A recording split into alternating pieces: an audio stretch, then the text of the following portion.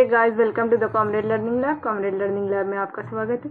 आज हमारे जावा के सीरीज का लेक्चर 20 है, जिसमें हम जानेंगे static member in inheritance in Java के बारे में। स्टैटिक मेंबर और इनहेरिटेंस अगर आप लोग नहीं जानते तो प्लीज इसी सीरीज में हमारा ये दोनों का वीडियो अलग अलग सेपरेट में बना हुआ है, आप पहले जाके वो विजिट करें। अगर आप जानते हैं तो बहुत अच्छी बात है स्टैटिक मेंबर और इनहेरिटेंस के बारे में। आज का हमारा टॉपिक है स्टैटिक मेंबर इन इनहेरिटेंस। तो चलिए स्टार्ट करते हैं। स्टैटिक मेंबर बोले तो क्या मतलब, यानी कि हमारे क्लास के अंदर जो भी वेरिएबल और जो भी फंक्शन बने रहते हैं वो हमारे मेंबर है क्लास के। ठीक है, मेंबर का मतलब ये होता है a class B inherit from its direct super class all concrete method both static and instance of the super class. यानी कि अगर हमारा क्लास एक चाइल्ड क्लास बना हुआ है, एक पेरेंट्स क्लास बना, यानी कि एक हमारा पेरेंट्स क्लास ए है और चाइल्ड क्लास बी है।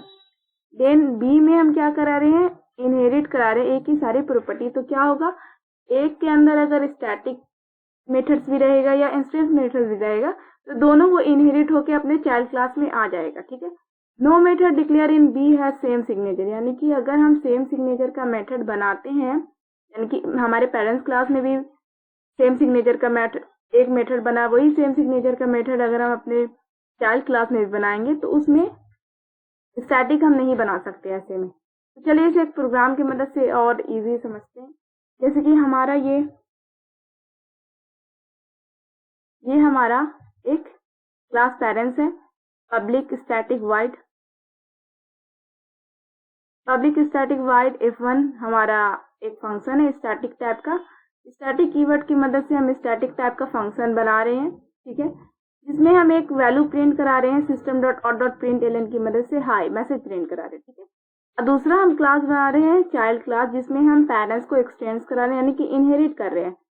यानी कि पेरेंट्स की जो भी प्रॉपर्टी है वो इनहेरिट हो जाएगी। यानी कि पेरेंट्स क्लास में एक फंक्शन बना हुआ है स्टैटिक वाइड F1 नाम का, तो वो इनहेरिट होके चाइल्ड क्लास में आ जाएगा।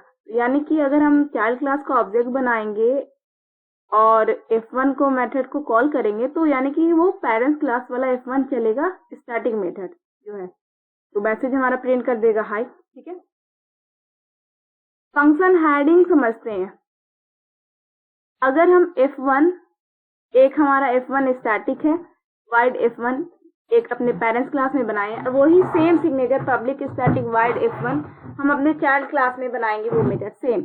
तो उसमें चाइल्ड क्लास के ऑब्जेक्ट से हम क्या करेंगे,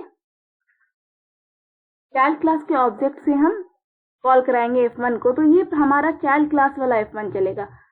क्योंकि ये पेरेंट्स क्लास का जो F1 है, चाइल्ड क्लास में भी स्टैटिक ही मेथड रहेगा F1 नाम का, तो वो चाइल्ड क्लास वाला F1 चलेगा क्योंकि वो पेरेंट्स क्लास के F1 को क्या कर देगा, हाइडिंग कर देगा। तो इसे हम कहते हैं function hiding. If sub class has a method F1 with the same signature as the method present of the super class, यानी कि एक मेथड हमारा सब क्लास में बना हुआ है, वही सेम सिग्नेचर का मेथड पहले से प्रेजेंट है सुपर क्लास में, then method F1 hides the method of the super class. यानी कि जो सुपर क्लास में F1 मेथड हमारा बना हुआ है वो हाइड हो जाएगा, इसे हम कहते हैं फंक्शन हाइडिंग। ठीक है, अब हम देखते हैं स्टैटिक मेंबर्स वेरिएबल्स के बारे में कि स्टैटिक मेंबर वेरिएबल।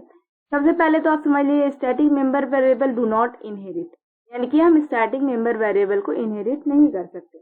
एक हमारा क्लास पेरेंट्स बनाए हैं, उसी उसमें स्टैटिक टाइप का एक वेरिएबल बनाए हैं जिसमें वैल्यू हम इन टाइप का, इसमें हम वैल्यू डाले 3। ठीक है, अब मैसेज प्रिंट करा दिए जो भी system.out.println हाई इसमें पेरेंट्स क्लास में।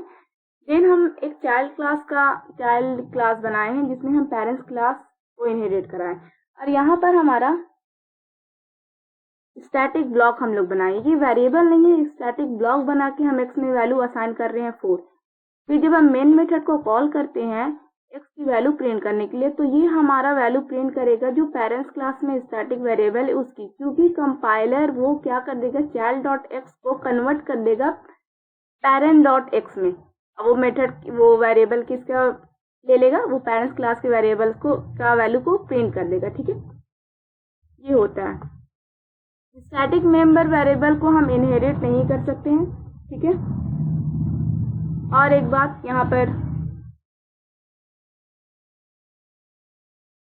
अगर हम पब्लिक स्टैटिक वाइड F1 एक फंक्शन हम बनाए अपने पेरेंट्स क्लास में, दूसरा फंक्शन हम बना रहे हैं public static wide F1 same signature का, तो वो तो चल जाएगा, वो क्या करेगा पेरेंट्स क्लास के F1 को हाइड कर देगा। बट अगर हम public static wide F1 parents class में बना रहे हैं और पब्लिक वाइड F1 हम चाइल्ड क्लास में बना रहे हैं, तो ये आएगा कंपाइल टाइम एरर।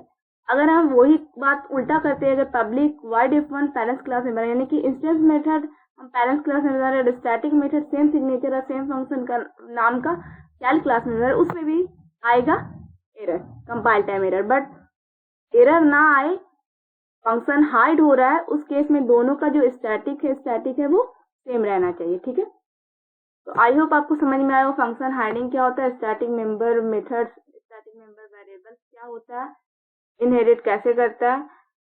तो अगर आपको ये वीडियो पसंद आया तो प्लीज हमारे चैनल को सब्सक्राइब करें, हमारे वीडियो को लाइक करें, अपने दोस्तों के साथ शेयर करें। Thanks for watching, have a nice day. मिलते हैं नेक्स्ट वीडियो में।